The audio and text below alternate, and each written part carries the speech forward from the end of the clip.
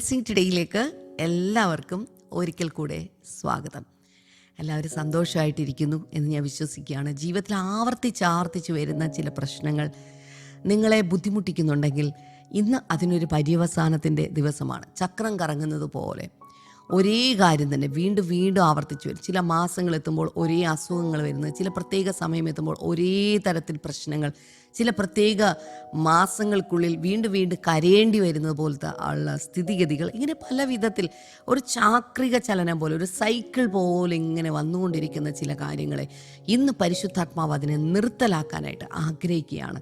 വിശ്വസിക്കുന്നവർ ചേർന്ന് ഹല്ലേലൂയ പറഞ്ഞാലും ആമേൻ. അപ്പോൾ തന്നെ ഇന്നത്തെ നമ്മുടെ ഇത് സ്പോൺസർ, ഒരു കോ സ്പോൺസറാണ് തിരുവനന്തപുരത്ത് നിന്ന് നീതു ആൻഡ് നിത്യ രഞ്ജിത്ത്. അപ്പോൾ തന്നെ ജിതിനും കൂടി ചേർന്നിട്ടാണ് ഇന്നത്തെ സ്പോൺസർ. ഇന്ന് മകൾ ജുവാനയുടെ 10ാമത്തെ ജന്മദിനമാണ്. Happy birthday Juana. ജൂൺ 23 പിതാവ് രഞ്ജിത്തിൻ്റെ ജന്മദിനമായിരുന്നു. Belated happy birthday Ranjith brother. കർത്താവ് അനുഗ്രഹിക്കട്ടെ. അപ്പോൾ തന്നെ മക്കളായ ജുവാന, നയോമി, എമി എന്നിവർക്ക് വേണ്ടി ഞങ്ങൾ പ്രാർത്ഥിക്കുന്നു. അവർ 3 പേരും പരിശുദ്ധാത്മാവിനാൽ നിറയുവാൻ, നയിക്കപ്പെടുവാൻ, അതുപോലെ പിതാവിൻ്റെ ഡയബറ്റീസും കൈവേദനയും സൗഖ്യമാകുവാൻ ഞങ്ങൾ പ്രാർത്ഥിക്കുന്നു. കർത്താവെ, അങ്ങ് പ്രാർത്ഥന കേട്ടതിനായി നന്ദി പറയുന്നു, യേശുവിൻ്റെ നാമത്തിൽ തന്നെ.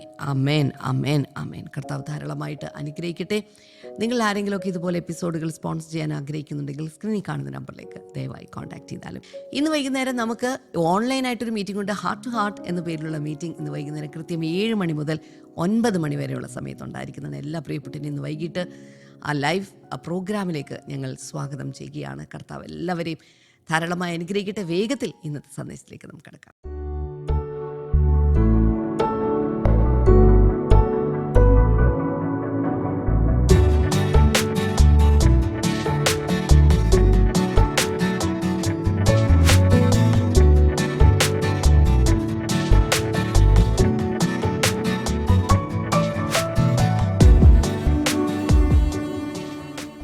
Welcome back.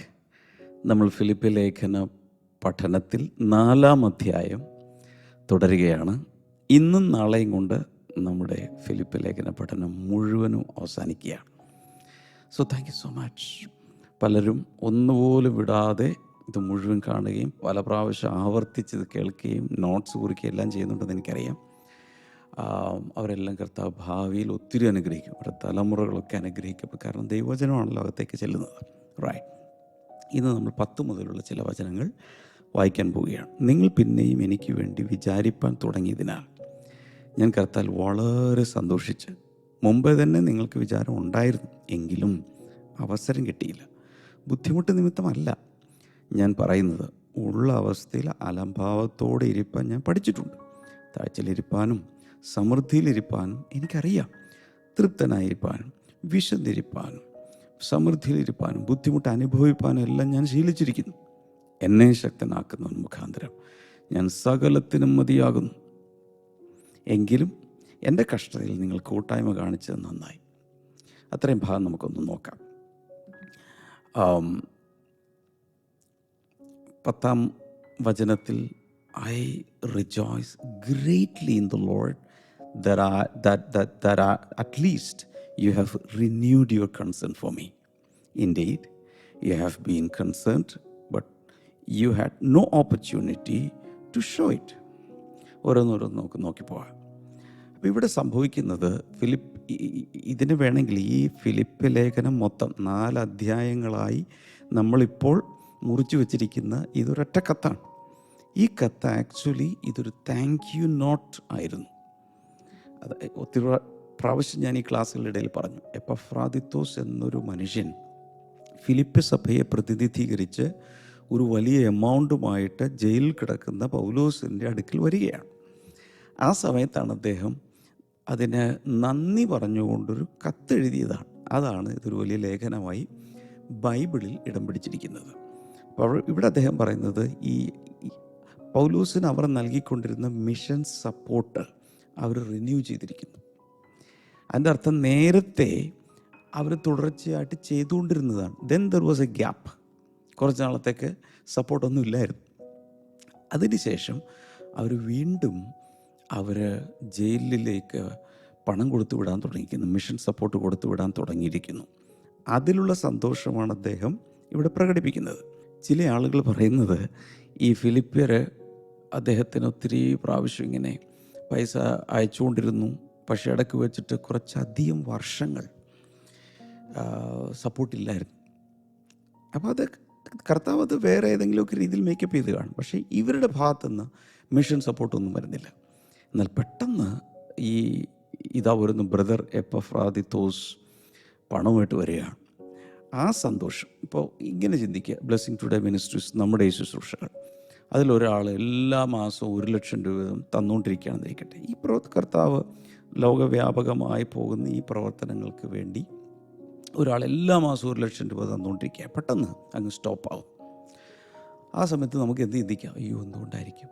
അദ്ദേഹത്തിൻ്റെ ബിസിനസ്സോ അല്ലെങ്കിൽ അദ്ദേഹത്തിൻ്റെ വരുമാനം വല്ലതും നിന്ന് പോയി കാണോ? അദ്ദേഹം പ്രയാസത്തിലാണോ?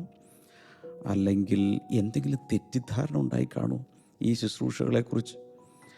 കാരണം പലതും ആവശ്യമില്ലാതെ മോശമായൊക്കെ പ്രചരണങ്ങൾ പല ശുശ്രൂഷകളെക്കുറിച്ചും ദേവദാസന്മാരെക്കുറിച്ചും ഉണ്ടാവുമല്ലോ. അങ്ങനെ സംഭവിച്ചായിരിക്കുമോ? ഇദ്ദേഹം വല്ല പിന്മാറ്റത്തിൽ പോയി കാണുമോ? ഇങ്ങനെ പല ചിന്തകൾ നമ്മുടെ അകത്ത് വരാം. പെട്ടെന്ന് വീണ്ടും ഒരു മാസം ഇതാ 1,00,000 രൂപ സപ്പോർട്ടായിട്ട് വരികയാണ്. ആ സമയത്ത് നമുക്കൊരു സന്തോഷം. ഒന്ന്, ആ ബന്ധം ശരിയായി, ആ റാപ്പോ ശരിയായി, റിലേഷൻഷിപ്പ് ശരിയായി. അത് കൂടാതെ തീർച്ചയായിട്ടും ദൈവവേലയിൽ അത് ഒരു പ്രയോജനകരം തന്നെയാണ്. അപ്പം നമ്മൾ അങ്ങനെ ഒരു സാഹചര്യം ആണ് പൗലോസിൻ്റെ ജീവിതത്തിൽ ഉണ്ടായത്. നമ്മൾ മനസ്സിലാക്കേണ്ട ഒരു കാര്യം, ഈ മർക്കോസ് 16:15 കർത്താവ് ലോകമെമ്പാടും പോയി സകല സൃഷ്ടികളോട് സുവിശേഷം പറയാൻ പറഞ്ഞിട്ടുണ്ട്. അതിൽ 3 കാര്യങ്ങൾ ഇൻവോൾവാണ്. 1 മിനിസ്റ്റേഴ്സ്, 2 മിനിസ്ട്രി, 3 മണി. 3 കാര്യങ്ങൾ കുറിച്ച് വെക്കണം. അതൊന്ന് കമൻറ്റ് സെക്ഷനിൽ ഒന്ന് ടൈപ്പ് ചെയ്തിടുക. To execute the great commission we need 3 things. മഹത്തായ ഈ കൽപ്പന, യേശു കർത്താവ് തന്ന കൽപ്പന, അതായത് ലോകം മുഴുവൻ സുവിശേഷം എത്തിക്കുവാനുള്ള ഈ കൽപ്പന നിവൃത്തിയാക്കണമെങ്കിൽ 3 കാര്യങ്ങൾ എന്തൊക്കെയാണ്? 1 മിനിസ്റ്റേഴ്സ്, ശുശ്രൂഷകർ. 2 മിനിസ്ട്രി, ശുശ്രൂഷ. 3 മണി. 3 M ഓർത്താൽ മതി. 3-മത്തത് പണമാണ്. ഇത് 3 വേണം. ഞാൻ എപ്പോഴും പറയുന്നൊരു കാര്യം, salvation is free, ministry is expensive. രക്ഷ സൗജന്യമാണ്, പക്ഷേ ആ രക്ഷയുടെ സന്ദേശം, സുവിശേഷം എല്ലായിടത്തും എത്തിക്കണമെങ്കിൽ കാശ് വേണം. അപ്പം അതിൽ 1-മത്തത് ശുശ്രൂഷകരാണ്. ആ ശുശ്രൂഷകർക്ക് കമ്മിറ്റ്മെൻ്റ് ഉണ്ടായിരിക്കണം, അവർ അപ്പോയിൻറ്റഡ് ആയിരിക്കണം, അവർ അനോയിൻറ്റഡ് ആയിരിക്കണം. എങ്കിൽ മാത്രമേ കാര്യങ്ങൾ മുന്നിലേക്ക് പോകൂ. അതുകൊണ്ട് ശുശ്രൂഷകർ എല്ലായ്പ്പോഴും പോകാൻ തയ്യാറായിരിക്കണം. എല്ലാവരും ഒന്ന് പറഞ്ഞ്, പോകാൻ തയ്യാറായിരിക്കണം. യോഹന്നാൻ 4:35-36 വചനങ്ങളിൽ പറയുന്നത്, നിങ്ങൾ നോക്കുമ്പോൾ ഇനിയും കൊയ്ത്തിന് 4 മാസം ഉണ്ടെന്നൊക്കെയല്ലേ പറയും. പക്ഷേ തലപൊക്കി നോക്കി, കൊയ്ത്തിന് വേണ്ടി സകലവും വെളുത്ത് കിടക്കുകയാണ്. അപ്പോൾ അതുകൊണ്ട് കൊയ്ത്തിൻ്റെ നാഥനോട് കൊയ്ത്തിലേക്ക് വേലക്കാരയക്കാൻ വേണ്ടി പ്രാർത്ഥിക്കാൻ പറയുന്നുണ്ട്. അപ്പോൾ മത്തായി 28:19 therefore go, ആകയാൽ നിങ്ങൾ പുറപ്പെട്ട് ലോകമെമ്പാടും പോയി സുവിശേഷം, ഞാൻ പഠിപ്പിച്ചൊക്കെ അവരെ പഠിപ്പിക്കും. അപ്പോൾ ഇത് വളരെ പ്രധാനപ്പെട്ടതാണ്. പോകണം എല്ലാവരും ഒന്ന് പറഞ്ഞേ, ഐ ഹാവ് ടു ഗോ. കഴിഞ്ഞ ദിവസങ്ങളിൽ ഞങ്ങൾ തന്നെ കേരളത്തിൻ്റെ വിവിധ റീജിയനുകളിൽ പോയി ശുശ്രൂഷകരെ സ്ട്രെങ്തൻ ചെയ്യാൻ വേണ്ടിയുള്ള 1-2 ആഴ്ച കൊണ്ട് എല്ലായിടങ്ങളിലും പോയി ഇൻറ്റേർണൽ സ്ട്രെങ്തനിങ്ങിന് വേണ്ടി കൂടുതൽ ശുശ്രൂഷകർ ദൈവവേലയ്ക്ക് വരാൻ വേണ്ടിയിട്ടുള്ള പരിപാടികൾ, അതിൻ്റെ ട്രെയിനിങ് പ്രോഗ്രാം എല്ലാം നടക്കുകയാണ്. ഇപ്പോൾ അതിൻ്റെ പരിപാടികൾ എൻ്റെ ആസൂത്രണം ചെയ്തുകൊണ്ടിരിക്കുകയാണ്. അപ്പോൾ 1 നമ്മൾ പോകണം. 2 ബി റെഡി ടു സെൻഡ്, അയക്കണം. 1 പോകണം, 2 അയക്കണം. എല്ലാവരും ഒന്ന് പറഞ്ഞേ, 1 പോകണം, 2 അയക്കണം. റോമലേഖനം 10:14-15 വായിക്കുമ്പോൾ ഭയങ്കര ഒരു ലോജിക്കൽ ക്വസ്റ്റ്യൻസ് അവിടെ പറയുന്നുണ്ട്. വിശ്വസിക്കാത്തവനെ എങ്ങനെ ജനങ്ങൾക്ക് വിളിച്ചപേക്ഷിക്കാം? കർത്താവിൽ വിശ്വസിച്ചില്ലെങ്കിലല്ലേ വിളിച്ചപേക്ഷിക്കാൻ കഴിയും. അതുപോലെ പിന്നെ ചോദിക്കുകയാണ്, ആരും കേട്ടിട്ടില്ലെങ്കിൽ എങ്ങനെ വിശ്വസിക്കും? ഇനി ആരും പ്രസംഗിക്കാതെ എങ്ങനെ കേൾക്കും? ആരും പോകാതെ എങ്ങനെ പ്രസംഗിക്കും? ആരും അയക്കാതെ എങ്ങനെ പോകും? ഇങ്ങനെയുള്ള ലോജിക്ക് അദ്ദേഹം പറഞ്ഞു വരികയാണ്. സോ ഇത് വളരെ പ്രധാനപ്പെട്ട, ഒന്നുകിൽ പോവുകയും വേണം, അയക്കുകയും വേണം, രണ്ടും നമ്മൾ ചെയ്യണം. രണ്ട്, മിനിസ്ട്രി, ശുശ്രൂഷ വേണം. ശുശ്രൂഷ എന്ന് പറയുന്നത് given by raised by commission by the Holy Spirit. പരിശുദ്ധാത്മാവാണ് ശുശ്രൂഷ നൽകുന്നതും ശുശ്രൂഷ ഉയർത്തിയെടുക്കുന്നതും, അല്ലേ, അതുപോലെ നിയോഗിച്ചയക്കുന്നതുമല്ല. അപ്പം അങ്ങനെ ഉള്ളൊരു ശുശ്രൂഷ നമുക്ക് ആവശ്യമാണ്. മൂന്നാമത്തത് മണി. അവസാനം വേണം. ഇതൊക്കെ ഒരുങ്ങിയാലും കാശുണ്ടെങ്കിൽ മാത്രമേ ഇത്. പൗലോസിൻ്റെ അവസ്ഥ, ജയിലിൽ കിടക്കുമ്പോഴും കാശ് വേണം, വാടക കൊടുക്കണം. കാരണം വാടക വീട്ടിലാണ്. തൻ്റെ അടുക്കൽ വരുന്ന സകലരെയും കൈക്കൊണ്ട് അവർക്കെല്ലാം കൊടുക്കണം, കൂടെയുള്ള ടീമിന് കൊടുക്കണം, അങ്ങനെയുള്ള കാര്യങ്ങളെല്ലാം ഉണ്ട്. സോ ഇവിടെയാണ് ഗിവിങ് ആൻഡ് സാക്രിഫിഷ്യൽ ഗിവിങ് എന്നുള്ള പാർട്ട് വരുന്നത്. നമ്മൾ കൊടുക്കണം, വെറുതെ കൊടുത്താൽ പോരാ, ത്യാഗപരമായി നമ്മൾ കൊടുക്കാൻ തുടങ്ങണം. ചുരുക്കി പറഞ്ഞ no money, no ministry, no missions. കാശില്ലെങ്കിൽ ഇതൊന്നും നടക്കാൻ പോകുന്നില്ല. ഇപ്പോൾ ബ്ലെസ്സിങ് ടുഡേയുടെ കാര്യം, എത്രത്തോളം പണം ഇങ്ങോട്ട് വരുന്ന അതനുസരിച്ച് ഇത് സ്പ്രെഡായിക്കൊണ്ടിരിക്കും. പല രാജ്യങ്ങളിലേക്കും പല സ്ഥലങ്ങളിലേക്ക് ഇത് പോയിക്കൊണ്ടിരിക്കും, ജനങ്ങളിലേക്ക് അത് പോയിക്കൊണ്ടിരിക്കും. ഈ കഴിഞ്ഞ ദിവസം എന്ന് പറഞ്ഞാൽ കുറച്ച് നാളുകൾക്ക് മുമ്പ് ഡൽഹിയിൽ ഒരു ടാക്സിയിൽ ഞാൻ യാത്ര ചെയ്യുക. അപ്പോൾ ഈ തലയിൽ ടേബനൊക്കെ വെച്ചിട്ട് ഒരു പഞ്ചാബി സിഖുകാരൻ ആണ് ഡ്രൈവർ. എന്നെ കണ്ടപ്പോൾ അദ്ദേഹത്തിന് എന്തോ തോന്നി, കാര്യങ്ങൾ ചോദിച്ചറിഞ്ഞു. അദ്ദേഹത്തിന് മനസ്സിലായി ബ്ലെസ്സിങ് ടുഡേയിൽ നിന്നുള്ള ബ്രദറാണ്. ആ ഡ്രൈവർ സീറ്റിലിരുന്നുകൊണ്ട് അപ്പോൾ തന്നെ അദ്ദേഹം ചെയ്തൊരു പരിപാടി, തൻ്റെ ഒരു കസിനെ വിളിച്ചു. ഒരു കസിൻ, തൻ്റെ ഒരു സിസ്റ്റർ വിളിച്ചു, ഫോണിൽ കണക്ട് ചെയ്തു. അപ്പോൾ ഞാൻ ചോദിച്ചു, നിങ്ങൾ പഞ്ചാബിലുള്ളവരാണ്, നിങ്ങൾ സിഖുകാരാണ്, എങ്ങനെ ബ്ലെസ്സിങ് ടുഡേ കേരളത്തിൽ കിടക്കുന്ന എങ്ങനെ നിങ്ങൾക്കറിയാം, എങ്ങനെ നിങ്ങൾക്കറിയാം? അപ്പോൾ പറഞ്ഞത്, ബ്രദറിൻ്റെ പ്രോഗ്രാമിലെ ഇംഗ്ലീഷ് പാർട്ട്, അപ്പോൾ ട്രാൻസ്ലേഷൻ ഉണ്ടെങ്കിൽ ആ ഇംഗ്ലീഷ് പാർട്ടുകൾ അല്ലെങ്കിൽ ഇംഗ്ലീഷ് മെസ്സേജുകളുള്ളതെല്ലാം ഞങ്ങൾ കാണും. അപ്പോൾ ഇതെവിടെ വരെ എത്തി? അപ്പം നിങ്ങളിൽ ആരെങ്കിലുമൊക്കെ ഈ ബ്ലെസ്സിങ് ടുഡേ എപ്പിസോഡുകൾ പണ്ട് സ്പോൺസർ ചെയ്തിട്ടുള്ളവർ, അല്ലെങ്കിൽ മോർണിംഗ് ഗ്ലോറി സ്പോൺസർ ചെയ്യുന്നവർ, വെള്ളിയാഴ്ചയോ അല്ലെങ്കിൽ ഞായറാഴ്ചയൊക്കെ നടക്കുന്ന ലൈവ് പ്രോഗ്രാമുകൾ സ്പോൺസർ ചെയ്യുന്നവർ, ഒരു കാര്യം മനസ്സിലാക്കണം, നിങ്ങൾ അത് കൊടുക്കുമ്പോൾ അതിലൂടെ ഇത് സ്പ്രെഡാകുകയാണ്. സുവിശേഷം നമ്മൾ പോലും ഇന്നുവരെ കണ്ടിട്ടില്ലാത്തവരുടെ അടുക്കിലേക്ക് ഈ സുവിശേഷം എത്തുകയാണ്. ഇവിടെ ഒരു കാര്യം കിടക്കുന്നത്, ഈ ലോകചരിത്രം മൊത്തം എടുക്കുകയാണെങ്കിൽ, സഭാചരിത്രം മൊത്തം എടുക്കുകയാണെങ്കിൽ, ശുശ്രൂഷകരെ, ദൈവവേല ചെയ്യുന്ന ശുശ്രൂഷകർ പലപ്പോഴും വേണ്ട രീതിയിൽ അവരെക്കുറിച്ച് ജനം കരുതാറില്ല. അതാണ് സത്യം. അതെങ്ങനെ അറിയാമെന്ന് വെച്ചാൽ, ദേവദാസന്മാരുമായിട്ടൊക്കെ ലോക രാജ്യങ്ങളിലൊക്കെ സംസാരിക്കുമ്പോൾ പലപ്പോഴും പലരും ഭയങ്കര സ്ട്രഗിളിലാണ്. എന്നാൽ പൗലോസിൻ്റെ കാര്യം ഫിലിപ്പിയർ ഓർത്തു. എന്നിട്ട് വളരെ, എങ്ങനെയാണ് അതിനെ പറയേണ്ടത്, വളരെ കരുതലോടെ അവരവിടെ ഒരു എമൗണ്ട് സമാഹരിച്ച് അവിടെ കൊണ്ട് എത്തിച്ചു കൊടുക്കുക. പല പ്രാവശ്യം അത് ചെയ്തു. 1 കൊരിന്ത്യർ 9 9 മുതൽ 15 വരെയുള്ള വചനഭാഗം ദയവായി എഴുതി വയ്ക്കുക. പിന്നീട് നിങ്ങൾക്കത് വായിച്ച് ധ്യാനിക്കാം. അവിടെ കുറേ കാര്യങ്ങൾ എഴുതിയിട്ടുണ്ട്, എങ്ങനെയാണ് ദൈവിക ശുശ്രൂഷകരെ കാണേണ്ടത്, കരുതേണ്ടത്. അതിനെതിരെയൊക്കെ ഇപ്പോൾ ഒത്തിരി പ്രൊപ്പഗാൻഡ നടക്കുന്നുണ്ട്. ഇങ്ങനെയുള്ളവരെ ഒന്നും നമ്മൾ ഒരിക്കലും അവർക്ക് പണം കൊടുക്കരുത്, ദരിദ്രർക്കാണ് കൊടുക്കേണ്ടത്, ഇങ്ങനെയൊക്കെയുള്ള ഒത്തിരി വീഡിയോകൾ ഇറങ്ങിയിട്ടുണ്ട്. പക്ഷേ എന്താണ് യേശു പഠിപ്പിച്ചത്, എന്താണ് അപ്പസ്തോലന്മാർ പഠിപ്പിച്ചത്, അതാണ് ആധാരം. അതല്ലാതെ ഇപ്പോഴത്തെ ഏതെങ്കിലും വീഡിയോകളോ ഇപ്പോഴത്തെ ഏതെങ്കിലും ടീച്ചിങ്സ് ഉപദേശമോ അല്ല. മാനുഷിക അഭിപ്രായങ്ങളല്ല നമ്മൾ നോക്കേണ്ടത്, ദൈവത്തിൻ്റെ വചനത്തിൻ്റെ ആധാരമാണ്. അപ്പം അങ്ങനെ വരുമ്പോൾ അവിടെ സംഭവിക്കുന്നത്, ഈസ് പാർട്ട്ണറിങ് വിത്ത് ഗോഡ്. ഇത് ദൈവവുമായുള്ള പങ്കാളിത്വത്തിൽ വരുന്നതാണ്. എല്ലാവരും ഇങ്ങനെ ഒന്ന് പിടിച്ചേ, നിങ്ങളുടെ കൈ ഇങ്ങനെ ഒന്ന് പിടിക്കുക, എന്നിട്ട് പറ പാർട്ട്ണർഷിപ്പ്. എല്ലാവരും ഒന്ന് പറ, പല പ്രാവശ്യം പറ പാർട്ട്ണർഷിപ്പ്. ഇങ്ങനെ പിടിക്കുമ്പോൾ ദൈവവുമായി കൈകോർത്ത് പിടിച്ച്, കർത്താവ് ഈ ഭൂമിയിൽ ചെയ്യുന്ന ഏറ്റവും വലിയ പ്രോജക്റ്റിൽ ഞാനൊരു പങ്കാളിയാണ്, ഞാൻ ദൈവിക ശുശ്രൂഷയ്ക്ക് വേണ്ടി കൊടുക്കുമ്പോൾ. ചുരുക്കി പറഞ്ഞാൽ, ഇവിടെ പൗലോസിന് അവർ നേരത്തെ സപ്പോർട്ട് ചെയ്തുകൊണ്ടിരുന്നു, കുറേ നാൾ ബ്രേക്കായി. പക്ഷേ നൗ ദേ ആർ റിന്യൂവിങ്. അവരത് പുതുക്കി വീണ്ടും മിഷൻ സപ്പോർട്ട് കൊടുക്കാൻ തുടങ്ങി. അപ്പം നമ്മുടെ ജീവിതത്തിലും അതുപോലെ എന്തെങ്കിലുമൊക്കെ ചെയ്യാനുണ്ടോ, എന്തെങ്കിലും റിന്യൂ ചെയ്യാനുണ്ടോ? നമ്മൾ ദൈവത്തോടെടുത്ത തീരുമാനങ്ങളോ കാര്യങ്ങളോ തീരുമാനം ഉണ്ടെങ്കിൽ ഇപ്പോൾ അങ്ങ് ചെയ്യാം. എന്തിനാ വൈകിക്കുന്നത്? ഇപ്പോൾ തന്നെ ചെയ്യാം. എന്നാൽ അവിടെ പൗലോസ് എഴുതുന്നൊരു കാര്യം, you had no opportunity to show it. നിങ്ങൾക്ക് ഉള്ളിൽ ആഗ്രഹമുണ്ടെങ്കിലും പലപ്പോഴും നിങ്ങൾക്കത് ചെയ്യുവാനുള്ള അവസരം കിട്ടിയില്ല. ഇതിന് കാരണം ഒരുപക്ഷെ പെർസിക്യൂഷനായിരിക്കാം. ഭയങ്കരമായ പീഡനങ്ങൾ അവിടെ വന്നു, ആഗ്രഹിച്ചിട്ടും എത്തിച്ചു കൊടുക്കാൻ പറ്റാത്ത അവസ്ഥ. അതല്ലെങ്കിൽ ഒരുപക്ഷെ ഇടക്കാലത്ത് വെച്ച് ഇപ്പോൾ ഒത്തിരി പേരൊക്കെ മിനിസ്ട്രിയൊക്കെ വളർന്നല്ലോ, അതുകൊണ്ട് പൗലോസിന് ഇപ്പോൾ ഒത്തിരി പേര് സപ്പോർട്ട് കൊടുക്കുന്നുണ്ടായിരിക്കും, അതുകൊണ്ട് ഞങ്ങളും കൊടുക്കണ്ടായിരിക്കും.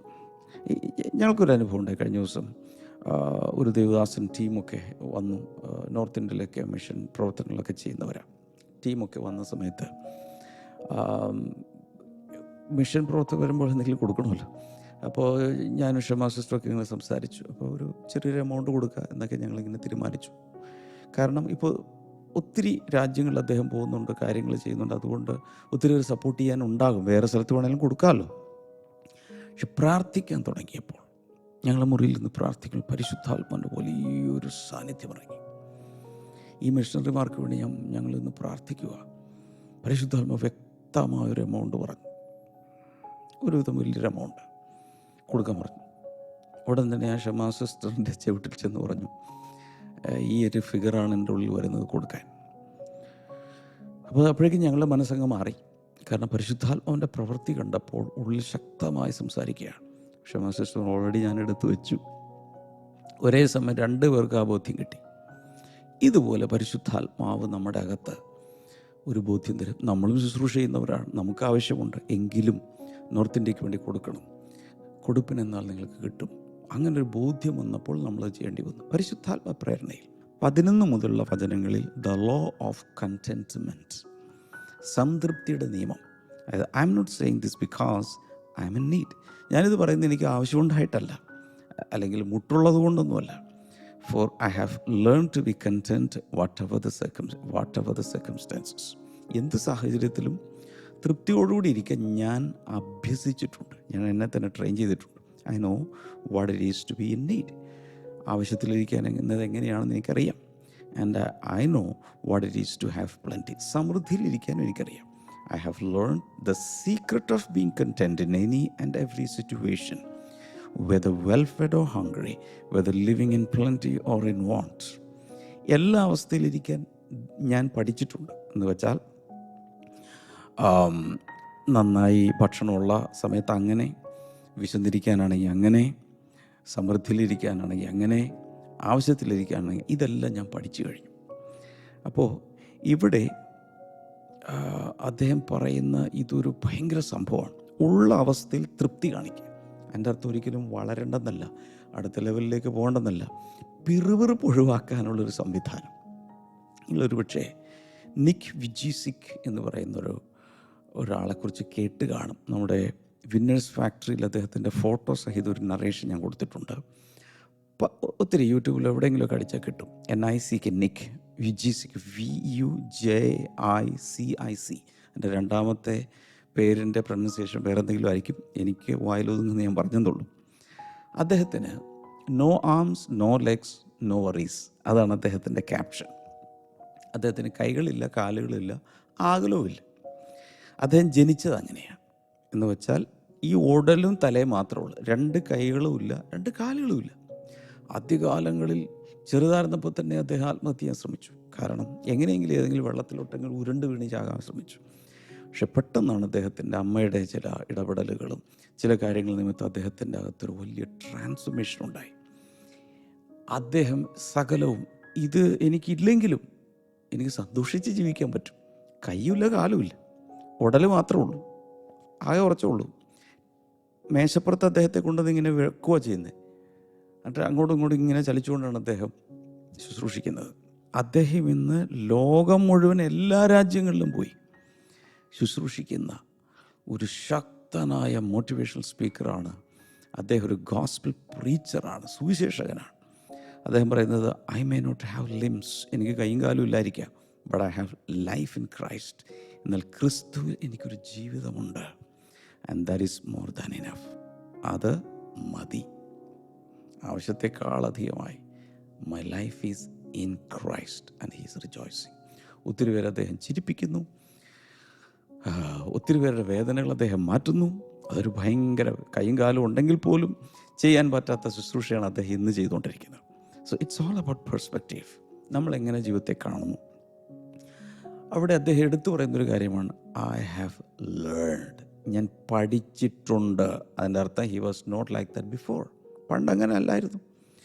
ഞാൻ പറഞ്ഞല്ലോ, അദ്ദേഹം വലിയൊരു ധനാഢ്യനായിരുന്നു. വീട്ടുകാർക്ക് കപ്പൽ വരെ ഉണ്ടായിരുന്നു പറയും. അവിടെ നിന്ന് വന്ന ഒരാൾ വിശന്നും പട്ടിണിയും നഗ്നതയും വസ്ത്രമില്ല ഇങ്ങനെയൊക്കെ ജീവിക്കുമ്പോൾ അദ്ദേഹത്തിന് ഒത്തിരി ബുദ്ധിമുട്ടാണ്. നമ്മൾ പലർക്കും ബുദ്ധിമുട്ടായിരിക്കാം. പക്ഷേ ഐ ഹാവ് ലേൺഡ്, ഞാൻ പഠിച്ചിട്ടുണ്ട്. നമ്മുടെ ജീവിതത്തിൽ അതൊന്ന് പഠിക്കുന്നത് നല്ലതാണ്. 12-ാമത്തെ വചനത്തിൽ I know what it is to be in need, I know what it is to have plenty എന്ന് പറയുന്നുണ്ടല്ലോ. അപ്പോൾ ആ വചനം വെച്ച് നോക്കുമ്പോൾ ആവശ്യത്തിലിരിക്കാൻ, സമൃദ്ധിയിലിരിക്കാൻ, നല്ല രീതിയിൽ ഭക്ഷണം കഴിച്ചിരിക്കാൻ, വിശന്നിരിക്കാൻ, അതുപോലെ ഏത് രീതിയിലിരിക്കാനും അദ്ദേഹം അങ്ങ് അഭ്യസിച്ചു. ഒരു സ്ട്രെച്ചബിലിറ്റി. ഞാനിതിനെ ദി ആർട്ട് ഓഫ് ലൈഫ് എന്ന് വിളിക്കാറുണ്ട്. ദി ആർട്ട് ഓഫ് ലൈഫ് അല്ലെങ്കിൽ ആർട്ട് ഓഫ് ലിവിങ് എന്ന് വിളിച്ചാലും കുഴപ്പമൊന്നുമില്ല. ഇതാണ് ശരിക്കും ആർട്ട് ഓഫ് ലൈഫ് അല്ലെങ്കിൽ ആർട്ട് ഓഫ് ലിവിങ് എന്ന് പറയുന്നത്. ശരിക്കുള്ള ജീവിക്കുവാനുള്ള ജീവിതം ശരിയായി ജീവിക്കുവാനുള്ള ഒരു കല. ഏത് സാഹചര്യത്തിലും ഒരു ഫ്ലെക്സിബിലിറ്റി, സ്ട്രെച്ചബിലിറ്റി, അഡ്ജസ്റ്റബിലിറ്റി ഒക്കെ നമുക്ക് ആവശ്യമാണ്. The secret of being content in any and every situation. The secret of contentment എന്ന് വെച്ചാൽ സംതൃപ്തിയുടെ രഹസ്യം. ഞാൻ സംതൃപ്തനായിരിക്കാനുള്ള രഹസ്യം. This is an attitude of the heart. നമ്മുടെ ഹൃദയത്തിൻ്റെ മനോഭാവമാണ്. അപ്പോൾ ഇവിടെ നമ്മൾ മനസ്സിലാക്കേണ്ടത്, be satisfied with what you have so that you can be grateful to God. എന്താണുള്ളത് അതിൽ നന്ദിയുള്ളവരായിരിക്കാൻ. അതിൽ തൃപ്തരായിരുന്നാൽ ദൈവത്തോട് നന്ദി കാണിക്കാൻ പറ്റും. ഉണ്ടല്ലോ, ഞാൻ സാധാരണ പറയുന്നൊരു ഉദാഹരണമാണ്. ഒരു മനുഷ്യന് ഭയങ്കര പരാതി, നല്ല ഒരു ഷൂസ് ഇല്ല. അദ്ദേഹം ഒരു ബ്രാൻഡ് ഉള്ളിൽ കണ്ടിട്ടുണ്ട്, ആ ബ്രാൻഡിൻ്റെ ഷൂസ് ഇല്ല എന്നുകൊണ്ട് ഭയങ്കര വിഷമം. അങ്ങനെ ഇരിക്കുമ്പോഴാണ് അദ്ദേഹത്തിൻ്റെ ഒരാളെ കാണാൻ വേണ്ടി ഹോസ്പിറ്റലിൽ പോകേണ്ടി വന്നു. ഹോസ്പിറ്റലിൽ പോയപ്പോൾ കാണുന്നത് കാലുകളില്ലാത്ത കുറേ മനുഷ്യർ, അപകടത്തിൽ വെച്ച് മുറിച്ച് കളയപ്പെട്ടവർ, അങ്ങനെയുള്ള കുറേ ആളുകൾ. അവരെ കണ്ടപ്പോൾ അദ്ദേഹത്തിൻ്റെ അകത്തുനിന്ന് thank you Jesus, thank you Jesus, thank you Jesus വരാൻ തുടങ്ങി. കാരണം ഷൂസില്ലെന്നാണ് ഞാൻ ഇതുവരെ പരാതി പറഞ്ഞത്. ഇത് കാലില്ലാത്ത മനുഷ്യർ, അവരെ കണ്ടപ്പോൾ ഒരു പരാതിയില്ല. ഇതുപോലെ നമ്മൾ മനസ്സിലാക്കണം, നമുക്ക് 3 നേരവും 4 നേരവും ഭക്ഷണം ഉണ്ടെങ്കിൽ ഇന്ന് ലോകത്തിൽ ജനകോടികൾക്ക് 3 നേരവും 4 നേരവും ഭക്ഷണം ഇല്ലെന്ന് ഓർക്കണം. അപ്പോൾ അത് ഓർക്കുമ്പോൾ നമുക്ക് നന്ദി പറയാൻ കഴിയും. ചുരുക്കി പറഞ്ഞാൽ നമ്മുടെ അകത്ത് നിന്ന് പിറുപിറുപ്പാണ് എടുത്ത് കളയേണ്ടത്. ഉള്ളതിൽ നന്ദി പറയാൻ നമ്മൾ പഠിക്കണം. 1 തിമോത്തിയോസ് 6 മുതൽ 10 വരെ കുറിച്ച് വയ്ക്കുക, പിന്നീട് വായിച്ചാൽ മതി. 1 തിമോത്തിയോസ് 17-ാമത്തെ വചനത്തിൽ പറയുന്നത്, ധനികരായിട്ടുള്ളവർക്കുള്ളൊരു ഉപദേശം അവിടെ കൊടുത്തിട്ടുണ്ട്.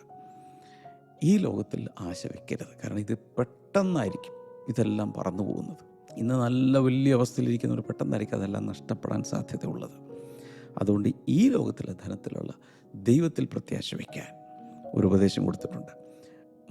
അതുപോലെ തന്നെ എബ്രായലേഖനം 13:5 പറയുന്നുണ്ട്, keep your lifes free from the love of money and be content with what you have. ഉള്ളതിൽ തൃപ്തിയോടെ ഇരിക്കാൻ. വളരേണ്ടെന്നല്ല, തീർച്ചയായിട്ടും ദൈവം അടുത്തതിലേക്ക് കൊണ്ടുപോകും. 13-ാമത്തെ വചനത്തിൽ I can do everything through him who gives me strength. Jesus is the strength giver. ശക്തീകരിക്കുന്നൊരു യേശു ഉണ്ടെന്നാണ് ഇവിടെ പറയുന്നത്. ഇവിടെ നമ്മൾ ഏത് കോണ്ടെക്സ്റ്റിലാണ് ഈ 13-ാമത്തെ വചനം പറയുന്നത്? പല സ്ഥലങ്ങളിൽ സ്റ്റിക്കറുകളായിട്ടും പ്ലാക്കാർഡുകളായിട്ടും പോസ്റ്ററുകളായിട്ടൊക്കെ I can do all things through Christ who strengthens me. എന്നെ ശക്തനാക്കുന്ന മുഖാന്തരം ഞാൻ സകലത്തിനും മതിയാവുന്നു എന്നൊക്കെ നമ്മളതിനെ ഭയങ്കരമായി സാഹസികമായ ചില കാര്യങ്ങൾ ചെയ്യാം, അസാധ്യമായ ചില കാര്യങ്ങൾ ചെയ്യാം, യേശു എന്നോടൊപ്പം ഉണ്ട് എന്ന് പറയാൻ വേണ്ടിയാണ് പലപ്പോഴും ഈ വചനം നമ്മൾ ഉപയോഗിക്കുന്നത്. ശരിയല്ലേ? എന്നാൽ ഏത് കോണ്ടെക്സ്റ്റിൽ ഇത് ഉപയോഗിച്ചിരിക്കുന്നത് ഏതവസ്ഥയിലും ഒരു ഷോക്ക് അബ്സോർബറോടുകൂടെ ജീവിക്കാൻ എനിക്ക് പറ്റും എന്ന കാര്യം പറയുമ്പോഴാണ് I can do all things എന്ന് പറഞ്ഞിരിക്കുന്നത്. മറ്റൊന്നും ഇല്ലെന്നല്ല, പക്ഷെ ആ കോണ്ടെക്സ്റ്റ് നമ്മൾ നന്നായിട്ട് മനസ്സിലാക്കണം. നമുക്ക് ഒരുമിച്ച് ഈ സമയത്ത് പ്രാർത്ഥിക്കാം. കർത്താവേ, ഇന്ന് കേട്ട ഈ വചനങ്ങൾ പ്രകാരം ഒരു ആർട്ട് ഓഫ് ലൈഫ് അല്ലെങ്കിൽ ആർട്ട് ഓഫ് ലിവിങ് ഞങ്ങളെ പഠിപ്പിക്കണമേ എന്ന് പ്രാർത്ഥിക്കുന്നു. അതുപോലെ ഞങ്ങളുടെ ഏതെങ്കിലുമൊക്കെ തീരുമാനങ്ങൾ, ഒരിക്കലെടുത്ത തീരുമാനങ്ങൾ, മിഷൻ സപ്പോർട്ടിനോ ദൈവിക ശുശ്രൂഷ കൊടുക്കാനോ സുവിശേഷ വിലയ്ക്ക് കൊടുക്കാനൊക്കെ എടുത്ത തീരുമാനങ്ങളിൽ ഞങ്ങൾ പിന്മാറിപ്പോയിട്ടുണ്ടെങ്കിൽ അതിലേക്ക് തിരിച്ചു വരാനൊക്കെ ഞങ്ങളെ സഹായിക്കണമേ എന്ന് പ്രാർത്ഥിക്കുന്നു. അങ്ങയുടെ നാമത്തിൽ ഇപ്പോൾ കർത്താവെ ജനങ്ങൾ അനുഗ്രഹിക്കുന്നു. രോഗികളിപ്പോൾ സൗഖ്യമാകട്ടെ, കൈനീട്ടി പിടിക്കാം. കർത്താവെ, ഏത് രോഗമാണെങ്കിലും അപസ്മാരം മുതൽ ഇങ്ങോട്ട് സൗഖ്യമാകട്ടെ, അസിഡിറ്റി സൗഖ്യമാകട്ടെ. അതുപോലെ കുഞ്ഞുങ്ങളില്ലാത്തവർക്കായി പ്രാർത്ഥിക്കുന്നു. ഹാർട്ട് റിലേറ്റഡ് ആയിട്ടുള്ള പ്രോബ്ലംസ് മാറട്ടെ, ഷുഗർ പ്രോബ്ലം മാറട്ടെ, കണ്ണിൻ്റെ കാഴ്ച തിരിച്ചു വരട്ടെ. യേശുവിൻ നാമത്തിൽ ഏത് പ്രയാസത്തിലും കർത്താവ് ഒരു അത്ഭുതം ചെയ്യണമേ. In Jesus name, amen. God bless you. ഇന്നത്തെ പ്രോഗ്രാം കണ്ടതിന് നന്ദി. നാളെ നമുക്ക് വീണ്ടും കാണാം. ബൈ.